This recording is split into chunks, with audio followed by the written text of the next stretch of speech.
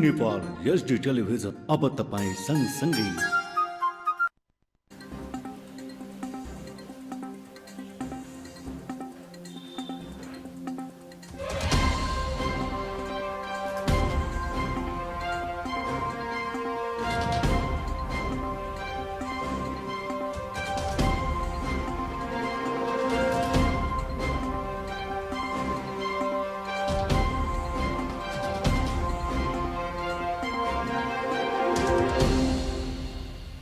दर्शक नमस्कार, तपाईँ हेर्दै हुनुहुन्छ जी नेपाल एचडी टेलिभिजन। हामी जी बहस कार्यक्रममा छौँ। आज हामीसँग हुनुहुन्छ राष्ट्रिय दलित मुक्ति जागरण अभियान नेपालका केन्द्रीय संयोजक राजेश विद्रोहीजी। खास गरी नेपालमा दलितका मुद्दा लिएर उहाँहरू लामो समयदेखि सडक, गाउँ, टोल, प्रदेशमा दौडा गरिरहनु भएको छ र उहाँहरू बेला बेला सडकमा पनि आन्दोलन गरेको देखिन्छ। पहाड, हिमाल, तराई सबै ठाउँमा उहाँहरूको उपस्थिति देखिन्छ।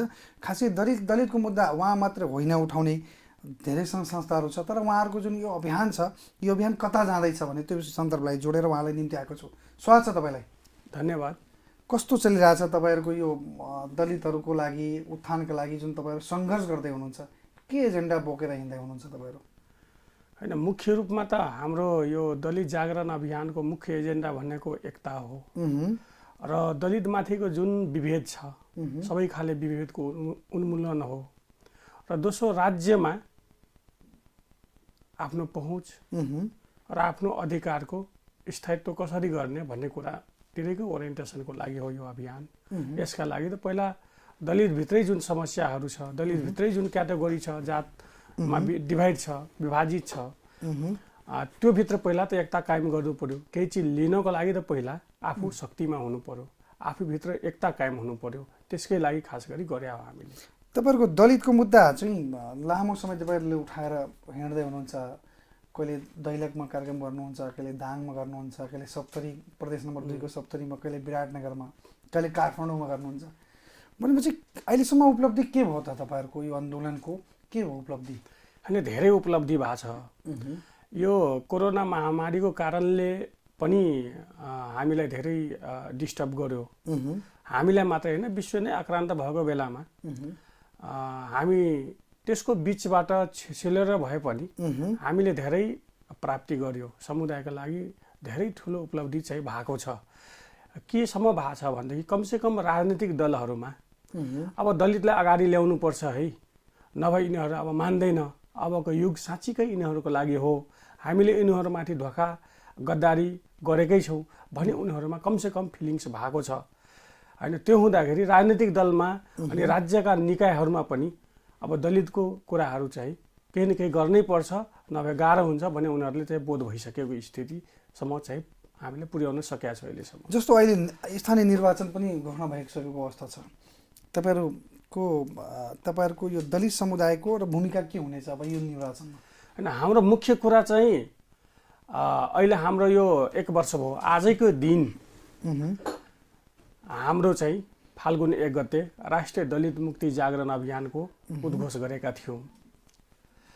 पूर्वको सप्तरीको राजविराज र पश्चिमको दैलेखबाट यता खगेन्द्र सुनारले उद्घोष गर्नुभयो। यता म चाहिँ सप्तरीबाट एकैसाथ उद्घोष गरेको कार्यक्रमको ठ्याक्कै 1 वर्ष भयो र 1 वर्षको आजको दिन यस्तो महत्त्वपूर्ण दिन, गौरवपूर्ण दिन यो नेपाली राजनीतिको परिवर्तनको इतिहासमा मात्र होइन, यो जुन समुदायसँग अहिलेसम्म जुन परिवर्तन, सामाजिक रूपान्तरण हुनु पर्थ्यो, त्यो समुदायले अनि त्यो पनि जनयुद्ध दिवसकै दिन पहल कदमी लिएको छ। यो चानचुन कुरा होइन। त्यो हुँदाखेरि हामीले के बुझ्न जरुरी छ भने हामी देशैभरि अहिले हामी छापछाप्ती छाइसकेका छौँ होइन। देशैभरि होइन, अब हामी एक हुनुपर्छ, हामी अगाडि बढ्नुपर्छ, नत्र यिनीहरू हामीमाथि राजनीति गरिराख्ने हो। अब हामी अगाडि बढ्नै पर्छ। एउटा कुरा के बुझिन्न भने तपाईँहरूको यो आन्दोलनको मुटु एकातिर छ, सरकारको सोच एकातिर छ, सम्बोधन भइरहेको अवस्था छैन कि कति लामोसम्म चल्ला यो आन्दोलन? हेर्नुहोस्, यो आन्दोलन सङ्घर्ष क्रान्ति भन्ने कुरा यो लामो प्रक्रिया हो, धेरै प्रसव पीडा हुन्छ, यो चान्चुन कुरा होइन। यो 10 वर्षको जनयुद्ध अथवा 2007 सालको नेपाली काङ्ग्रेसको आन्दोलन, 2046 सालको तपाईको झापा विद्रोह अथवा 62-63 को आन्दोलन, मधेस आन्दोलन जस्तो आन्दोलन होइन। किनभनेदेखि त्यहाँ त समग्रको प्रतिनिधित्व थियो। अहिले लोकतन्त्र प्राप्तिपछि होइन, र यी आन्दोलनहरू जति पनि भए खास गरी सीमान्तकृत दलित समुदायहरूको लागि, किसान मजदुरहरूकै लागि भएको थियो। त्यो बहुसङ्ख्यक समुदाय भनेको दलित समुदाय हो होइन। यिनीहरू अब पालोमा आइसकेका छ। त्यो हुँदाखेरि यो कहिले पुरा हुन्छ के हुन्छ भन्ने कुरा होइन। यो 4-5 हजार मतदाता पनि हो त होइन, यस्तो 4-5 हजार वर्षको विभेद र उत्पीडन, सामाजिक जुन संरचना छ यसलाई अन्त गर्न समय लाग्छ होइन। यति विभाजित छ होइन। यसलाई चाहिँ मान्छेको मनोविज्ञानमा के संस्कारमा रूपान्तरण भइसकेको छ। त्यसलाई तोड्न समय लाग्छ। 250 तपाईँको वर्षको चाहिँ राजतन्त्र ढाल्न कति होइन बन्दुकै उठाउनु पर्यो नि त होइन। तर अहिले जुन यो दलित आन्दोलन छ, यो अभियान छ, यो सामाजिक रूपान्तरण, सांस्कृतिक रूपान्तरण, क्रान्तिको कुरा, यो शान्तिपूर्ण तरिकाले हामी कसरी पुरा गर्न सक्छौँ होइन।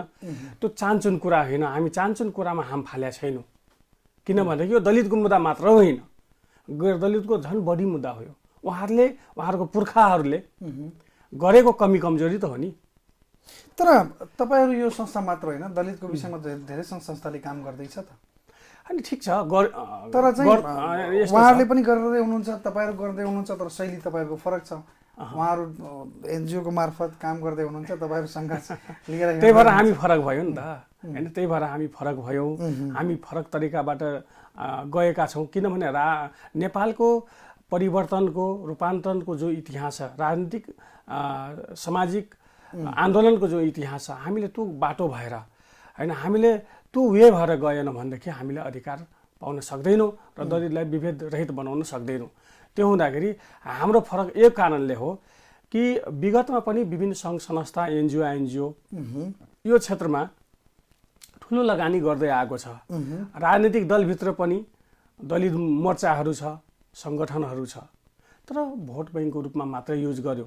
तर फेरि तपाईँ स्थानीय चुनाव अब सरकारले घोषणा गरेछ, अनि तपाईँहरू फेरि मतदाताको रूपमा प्रयोग हुने, अनि फेरि सडकमा आउने, आन्दोलन गर्ने, एकातिर भोटमै दिने, आफ्नो अधिकारको लागि त्यो सुनिश्चित पनि नहुने, हाम्रो आन्दोलन पनि गर्ने, सरकारलाई पनि सघाइराख्ने, आफू पनि चलिराख्ने, जनताले दुःख पाउने। हाम्रो आन्दोलन गरेर चाहिँ जनताले दुःख पाउँछ त। यस्तो छ, हामीले दुःख हुने गरी आन्दोलन गर्दैनौँ, यो कुरा बुझ्नुहोस्। मत त दिनुहुन्छ न चुनाव, मत त दिनै पर्छ, कसैलाई दिनै पर्ने हुन्छ।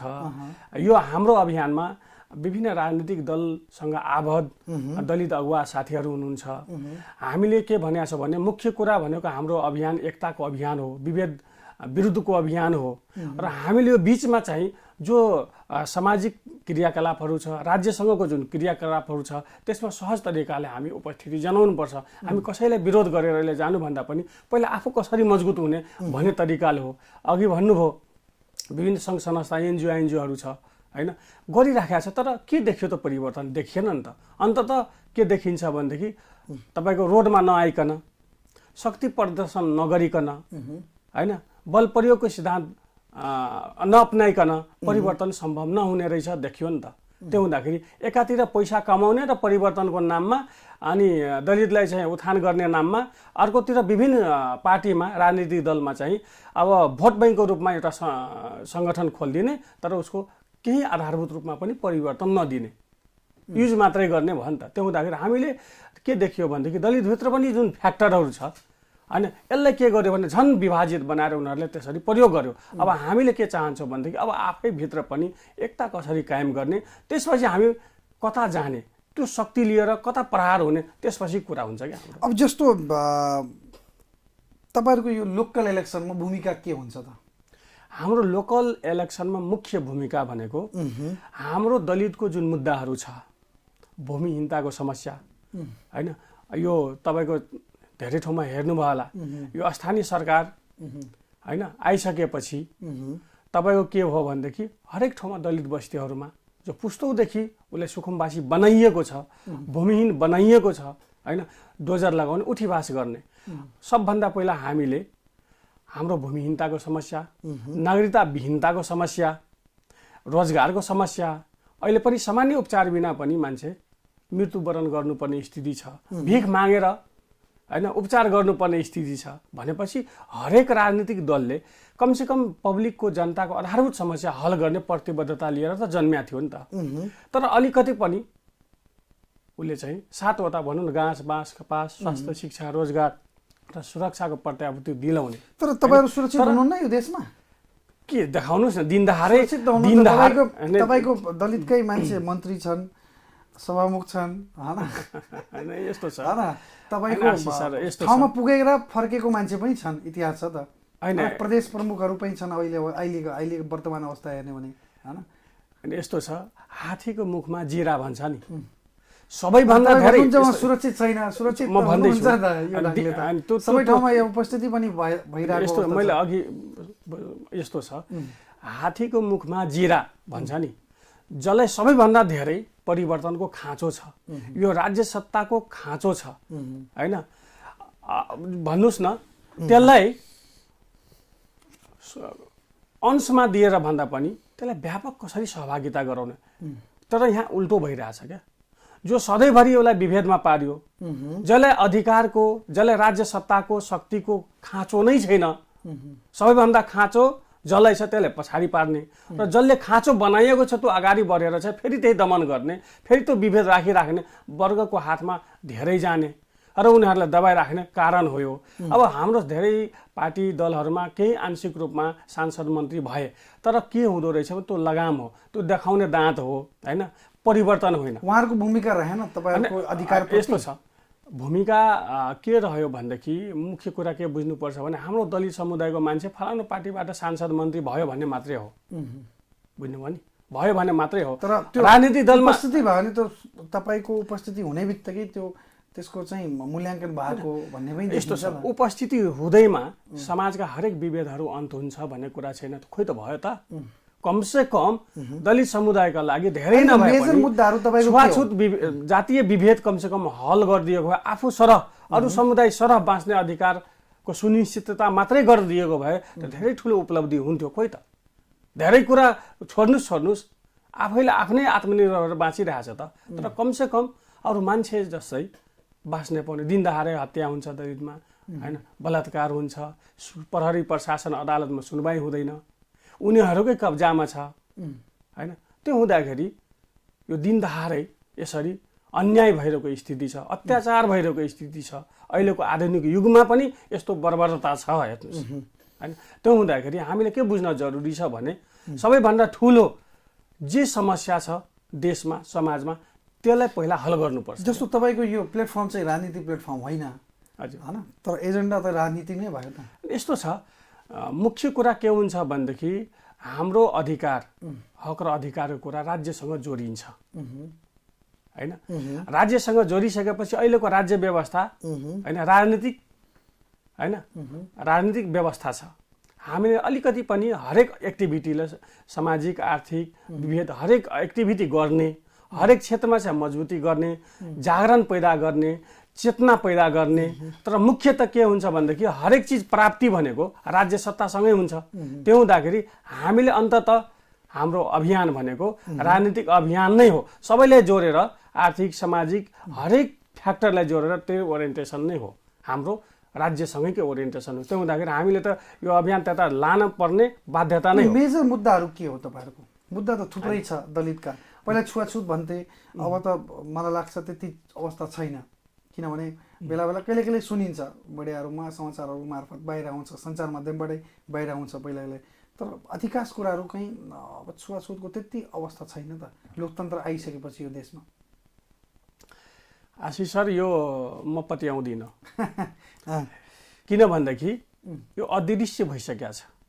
पहिला दृश्य रूपमा हुन्थ्यो, यो अदृश्य रूपमा आइसकेपछि न उसको रङ छ न रूप छ होइन। त्यो हुँदाखेरि त्यो व्यक्त गर्ने बाहिर देखिने कुरा भइरहेको छैन, तर डेन्जर छ हेरी।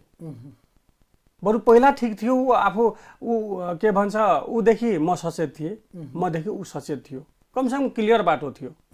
अहिले clear डेन्जर छैन। छ, अहिले क्लियर छैन। यो धमिलो पारेर यस्तो डेन्जर तरिकाले विभेद भइरहेको स्थिति छ। मैले अघि पनि भने नि कि दिन दहाडै यहाँ नवराज विको हत्याकाण्ड हेर्नुहोस् त, बगाइयो त फेरि नदीमा।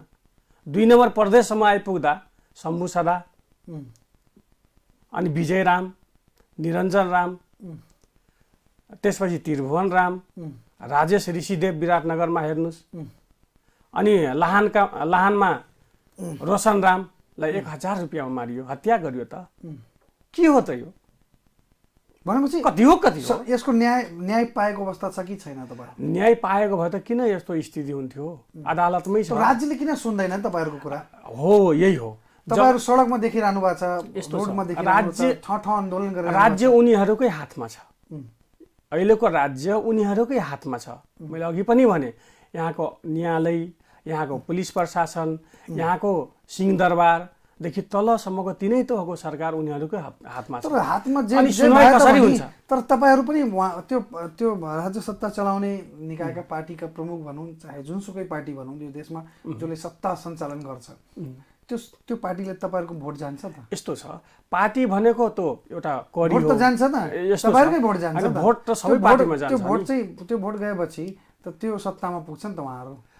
त्यही भन्दै त्यो आन्दोलन तपाईहरुको कहाँ छ? त्यो यस्तो छ, आन्दोलन हाम्रो कहाँ छ भन्ने कुरा हैन। अहिले हाम्रो जुन यो अभियान चलिरहेको छ, देखाउने टाइपको आन्दोलन हो कि के हो? हैन, यस्तो छ, यो गलत कुरा हो।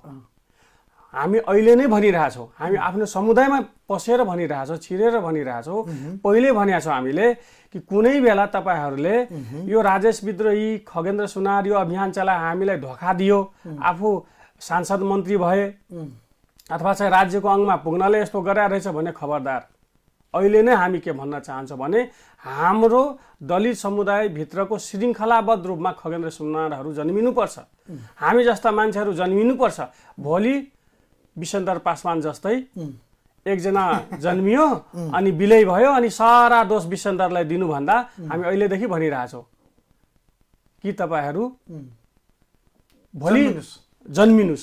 भोलि राजेश विद्रोही खगेन्द्र सुनारले धोका दियो भने तर तपाईहरुको यो आन्दोलनले देशलाई प्रभाव पार्दैन, अभाव पार्दैन? के प्रभाव पार्छ? दुःख दिनु भएको छ, हामीले यत्रो पुस्तौदेखिको दुःख दिइरहेछ, प्रभाव पारिरहेछ भनेदेखि त दुःखै नहुने? अनि हामीले अधिकार माग्दैमा दुःख हुने? राज्यका सबै निकायमा देशका प्रधानमन्त्रीले पनि भन्छन् दलितका मुद्दा हामी सिरियस छौँ, हेरिरहेको छौँ। मुखले भनेर हुन्छ? यत्रो दिन मैले भने त यत्रो लकडाउन अवधिभरिमा खान नपाइकन तपाईको दलितहरू मरे, मजदुरहरू मरे, हत्या भयो, कतिले न्याय दियो? बरु केसम्म गर्यो भने 1,50,000 रुपियाँ दिएर न्यायलाई किन्ने काम गरे सरकारका मा बस्नेहरूले। त्यो हो त न्याय? त्यो हो त रक्षा? अबको योजना के त तपाईहरुको? हाम्रो योजना एउटै छ, लामो समयको विभेद उत्पीडनको समाज छ। सरकारले सुनवाई गरेन भने के गर्नु छ तपाईहरुले? सरकारले सुनवाई गरेन भनेदेखि सरकार अहिले चलाइराख्ने मान्छेहरू जुन बाटो भएर आयो, जुन तरिका भएर आयो, हामी पनि त्यही तरिका अपनाउँछौँ। किन भनेदेखि यहाँको क्यारेक्टर तरिका अपनाउनुहुन्छ? धेरै तरिका छ। हामी आन्दोलन गर्छौँ, ताल पर्यो भने हामी के भन्छ पस्नु पर्यो भने यतिकै मरिरहेछौँ, यतिकै हामीले मारिरहेछ। पशुभन्दा पनि बेहतर तरिकाले भने हामी 60 लाख दलित हामी रगत बगाउने बाटोतिर लाग्छौँ। के सङ्घर्षमा जानुहुन्छ तपाईँ? मजाले जाने हो। भूमिगत हुनुहुन्छ? भूमिगत हुनु पर्यो भने उनी के कुरा हुन्छ? कुन ठुलो कुरा हो नेपालमा? भूमिगतको ठुलो कुरा कुन हो त? यो त यो जसलाई भूमिगत हुने जरुरी जसलाई भूमिगत हुने जरुरी नै थिएन, ती भूमिगत भएर देश चलाउने। जसलाई जरुरत छ त्यो अझै उत्पीडनमा परिराख्ने जरुरी? त्यस्तो आवश्यकता पर्यो भने बन्दुक पनि उठाउने, के भयो त? मर्ने। यतिकै पशु जस्तो मान्छे भएर, पशुभन्दा पनि तल्लो दर्जा भएर दिनदहाडै मृत्यु स्वीकार्नुभन्दा बन्दुक उठाएर मर्ने हो। लु हामीलाई मार भन्ने हो। भनेपछि राज्यले सुनवाई गरेन भने गर्ने हो। के भयो त? कुन ठुलो कुरा हो? उसले खोजेकै त्यही हो भनेदेखि, अन्तसम्म त्यही पुर्यायो भनेदेखि त्योभन्दा अगाडि राज्यले सुनिदिनु पर्यो, राजनीतिक दलले, नेताहरूले त्यो सम्बोधन गरिदिनु पर्यो नि त। त्यही भएर हामीले स्थानीय तहको निर्वाचनमा के भनेको छ भने हाम्रो अभियानलाई ओरिएन्टेसन भइसक्यो कि पार्टी जुनसुकै होस्, हामी जुन ठाउँमा हामी जित्ने खालका साथीहरू छ, पार्टी जुनसुकै भए पनि ती साथीहरूले हैन, ती साथीहरूलाई टिकट हुनुपर्छ। ती साथीहरूलाई टिकट तपाईँहरूले दिनुहुन्न भनेदेखि कतिपय ठाउँमा हामी स्वतन्त्र उम्मेदवार पनि खडा गरेर हामी सक्छौँ अगाडि निस्किन्छौँ। तर पोलिटिकल मुद्दा दोस्रो तपाईँको मुद्दा पोलिटिकल हो। दोस्रो कुरा हाम्रो दलित समुदायलाई आवश्यकता छ नि, त्यही भएर मैले भने हो। दोस्रो कुरा जहाँ कमजोर छौँ अथवा चाहिँ जहाँ मजबुत छ, अरू समुदायको साथीहरूले पनि दलितप्रति त राम्रो व्यवहार गर्ने, दलितको मुद्दा उठाउने पनि त छ नि। त्यस्ता ठाउँमा त्यस्ता उम्मेदवारहरू भयो भने उहाँहरूसँग हामी केही वचनबद्धता गराउने, जस्तै दलितका मुद्दाहरू होइन, तपाईँको भूमिहीनताको समस्या, नागरिकताविहीनताको समस्या, उसले के गर्न सक्छ होइन, त्यसले सम्बोधन गरेर हामी उसलाई साथ दिने, हाम्रो भोट त्यता पनि जान्छ। पार्टी ठुलो कुरा होइन त, सब पार्टी सब सिलेटै भइसकेको छ, हेर्नुहुन्न के छ र यहाँ एनजिओ जस्तो भइसक्यो। तर तपाईँहरूको मुद्दा चाहिँ देशमा चाहिँ अहिले एमसिसीका मुद्दा उठिरहेको अवस्था छ होइन। तर तपाईँको मुद्दा चाहिँ त्यो मुद्दामा गम्भीर छलफल हुँदै अवस्था छैन होइन। हाम्रो यस्तो छ, एमसिसी ठुलो कि हाम्रो ज्यान दलितका अधिकार जुन दिनदहाडे मरिरहेको त्यो ठुलो। सरकारको प्रधानमन्त्रीलाई भेट्नुभयो कि नै तपाईँले अहिले? हामी अहिलेसम्म भेटेका छैनौँ, हामीले जरुरत पनि ठानेका छैनौँ।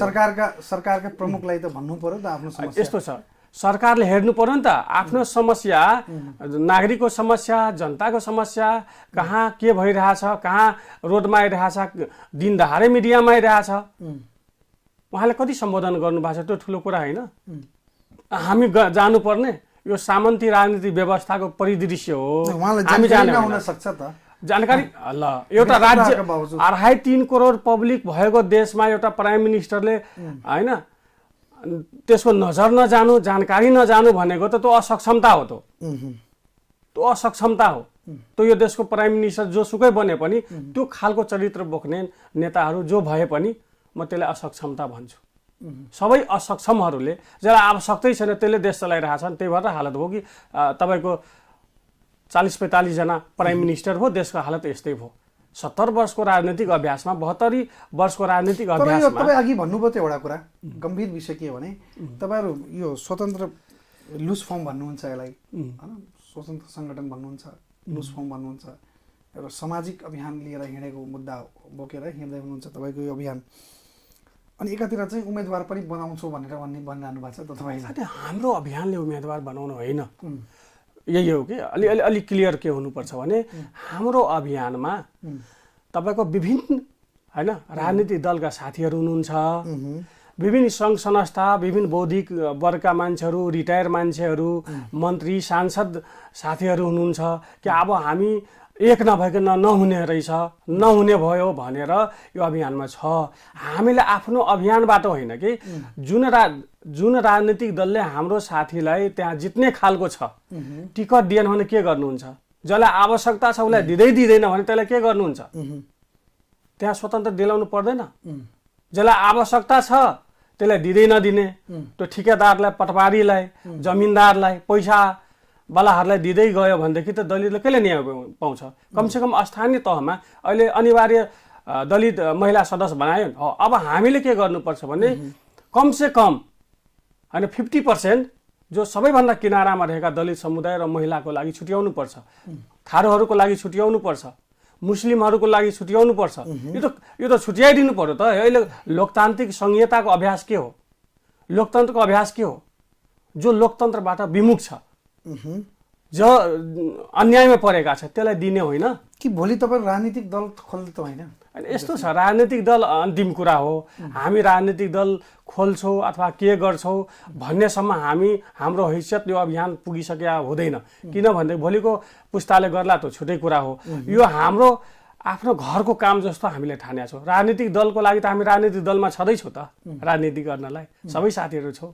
सबै राजनीतिक दलमा चाहिँ दलितको कुन पार्टीतिर अहिले अवध हुनुहुन्छ? सबै राजनीतिक दलमा दलितको रगत बगेको छ, बलिदान भएको छ। अनि त्यो राजनीतिक दल हाम्रो होइन, बरु हामी अब कब्जा गर्ने हामी भन्दैछौँ।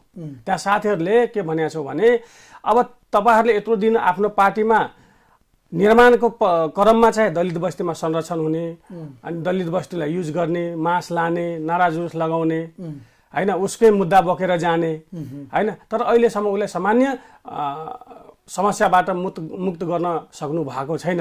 त्यो हुँदा अब तपाईँहरू छोड्नुहोस् यो लोकतन्त्रमा।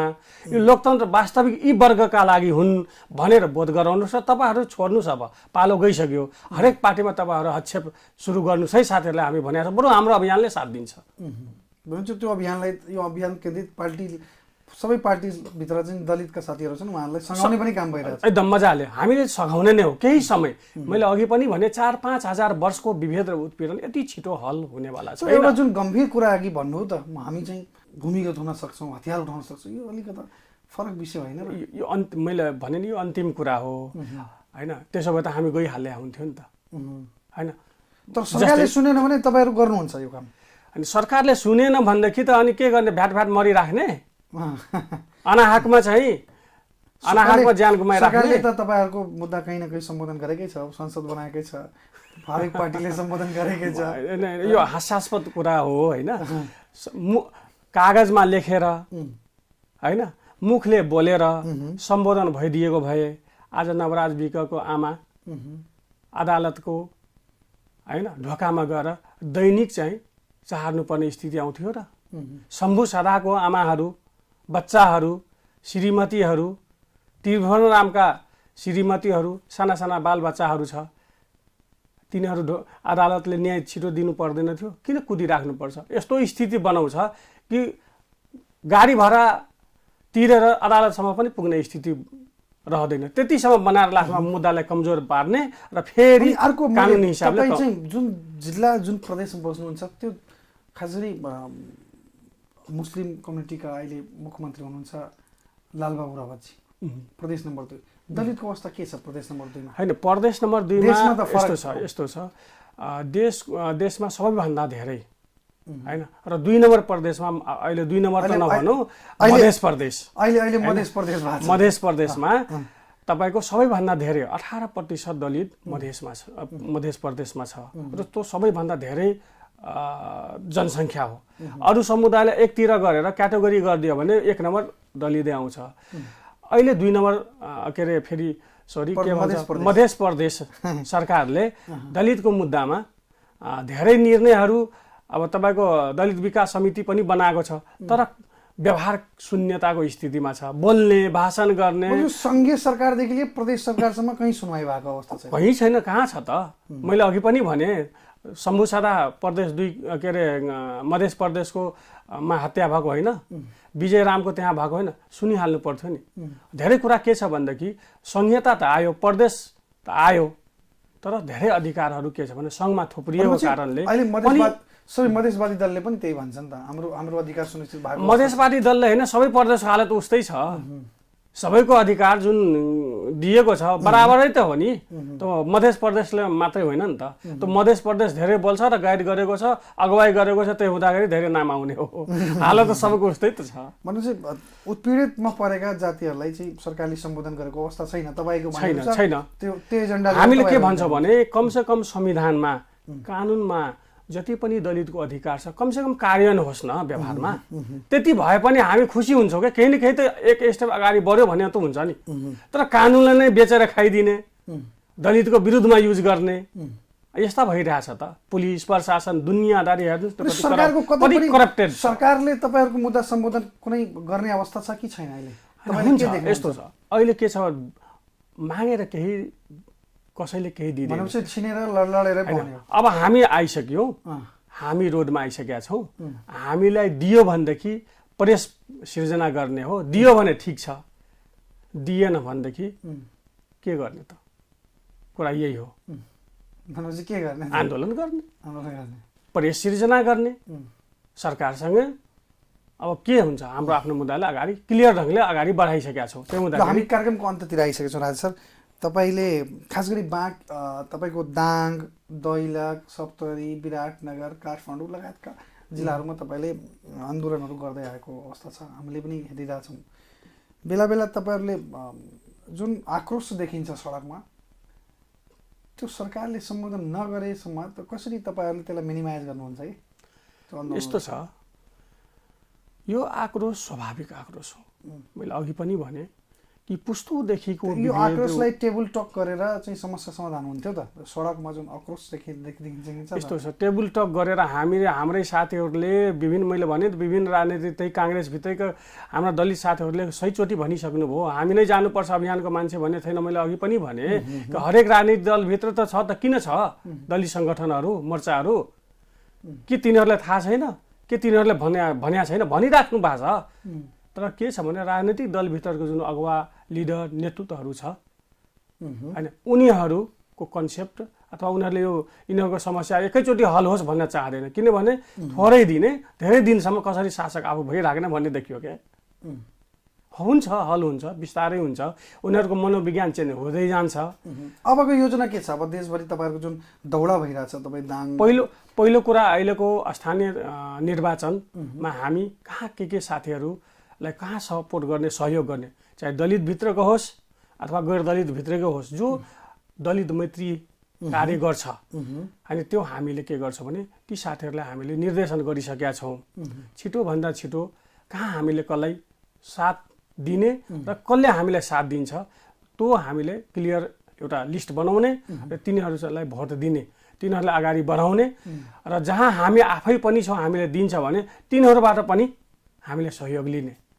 अनि यो पहिलो टार्गेट। दोस्रो के गर्ने हो भनेदेखि हामीले यो जुन हरेक जिल्लामा छ साथीहरू, हाम्रो सङ्गठनहरू, यसलाई चाहिँ वास्तविक रूपमा चाहिँ यसलाई चाहिँ एउटा प्रशिक्षण, यो अभियान के हो धेरैलाई भ्रम पनि भइरहेछ।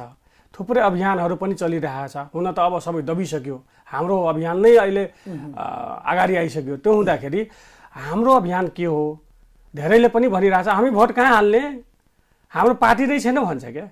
स्थिति यस्तो छ क्या, बुझ्नै सकेका छैन, हामी बुझाउनै सकेका छैनौँ। त्यो बुझाउन जरुरी छ होइन। हाम्रो कुन पार्टी हो तपाईँहरूको?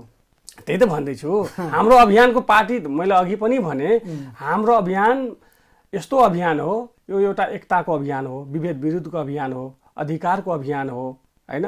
त्यो हुँदाखेरि हामी स्टेप बाई स्टेप होइन, हाम्रो हरेक पार्टीमा राजनीतिक दलमा चाहिँ हाम्रो योगदान छ, बलिदान छ होइन। सबै पार्टी हाम्रो त हो कि हाम्रो होइन?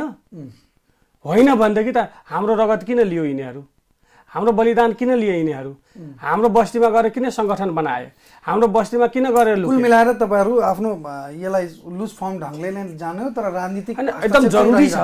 राजनीतिक हस्तक्षेप भइरहन्छ तपाईँहरूको? एकदम हाम्रो मुख्य कुरा भनेको लुज फर्मबाटै जाने हो। लामो समय यो दीर्घकालीन एउटा प्लान हो कि अल्पकालीन होइन, यो घरको काम हो होइन। यो पछि गएर चाहिँ एकता गरेर होइन पछि यसलाई अझै ठुलो बनाउँदै जाने हो होइन। अरू गैर दलितभित्र पनि रहेका यस्ता क्यारेक्टरहरू छ, तिनीहरूलाई समेट्दै जाने हो। दर्शकलाई के भन्न चाहनुहुन्छ हाम्रो टेलिभिजन मार्फत तपाईँको दलित समुदायका र राज्यलाई के भन्न चाहनुहुन्छ? सबभन्दा पहिला दलितभित्रै जति लिडरहरू छ, यस्ता अभियानहरू छ, सङ्घ संस्थाहरू छ, म के भन्न चाहन्छु, आग्रह गर्न चाहन्छु कि हाम्रो अभियानलाई साथ दिनुहोस्। तपाईँहरूले पनि साथ हामी दिन्छौँ र एउटा चाहिँ जुन आवश्यकता अहिलेको युगको आवश्यकता छ, यो युग साँच्चैकै हाम्रो हो होइन। यो हाम्रो हो भन्नको लागि एकचोटि सङ्गठित भइदिनुहोस्। र दोस्रो अरू गैरदलित समुदायलाई हामी के आह्वान गर्छौँ यहाँबाट भने, आग्रह गर्छौँ भने, तपाईँ हाम्रो पुर्खाले धेरै गल्ती गरे र त्यो पुर्खाहरूले गरेको गल्ती कमी कमजोरीलाई कमसेकम आफ्नो अनिवार्य दायित्वको रूपमा धेरै नभए पनि दलित समुदायसँग गर्ने मानवीय व्यवहार, छुवाछुत जस्ता अमानवीय व्यवहारहरूलाई कसरी न्यूनीकरण गर्ने, तपाईँहरू यो झन्डा लिएर, यो दलितले हामीले बाध्य भएर के अरे झन्डा समाएका छौँ, तपाईँहरूले पक्रिनु पर्ने हो, उठाउनु पर्ने हो यो ब्यानर। तर हामीले उचाल्यौँ, अब तपाईँहरू पनि आउनुहोस्। हजुर, अब हामी कार्यक्रमको एकदम अन्त्यतिर आइसकेको छौँ। तपाईँलाई म धन्यवाद दिन चाहन्छु, आफ्नो अमूल्य समय दिनुभयो। खास गरी दलितका मुद्दाहरू के छ र आन्दोलन कता लाग्दै हुनुहुन्छ, तपाईँहरूको योजना के छ, दलितको विषयमा जुन जानकारी दिनुभयो हाम्रो दर्शकलाई र हामीसँग हाम्रो स्टुडियोमा आएर आफ्नो समय दिनु, त्यसको लागि म फेरि धन्यवाद दिन चाहन्छु तपाईँलाई। हाम्रो यो जिटिभीलाई पनि धेरै धेरै धन्यवाद छ। कमसेकम हाम्रो कार्यक्रमलाई पनि सबभन्दा धेरै माया गराइदिनु भएको रहेछ, हामीले हेरिरहेछौँ र आफ्नो पनि अभियानको बारेमा र मेरो व्यक्तिगत कुराहरू पनि विचारका कुराहरू राख्ने अवसर दिनुभयो, यसको लागि धेरै धेरै धन्यवाद दिन चाहन्छु। धन्यवाद छ। दर्शकबिन हामीसँग हुनुहुन्थ्यो राजेश विद्रोहीजी, राष्ट्रिय दलित मुक्ति जागरण अभियान नेपालका केन्द्रीय संयोजक हुनुहुन्छ। खास गरी नेपालमा दलितको अवस्था के छ र सरकारले सम्बोधन गरेको अवस्था छैन, उहाँहरूको माग छ, त्यही भएर सडकमा उहाँहरू आन्दोलन गर्दै हुनुहुन्छ। कहिले माग पुरा हुन्छ भनेर सन्दर्भलाई उहाँले निम्ति आएका थियो। उहाँले के गर्न यो आन्दोलन सरकारले सम्बोधन गरिदिएन भने के गर्नुहुन्छ भने त्यो सन्दर्भलाई जोडेर हामीले स्टुडियोमा निम्ति आएका थियौँ। त्यसै क्रममा अर्को पात्रका साथ तपाईँहरूको माझमा फेरि प्रस्तुत हुनेछु। तबसम्म हेर्दै गर्नुहोला जी नेपाल एजी टेलिभिजन। हस्, धन्यवाद, नमस्कार।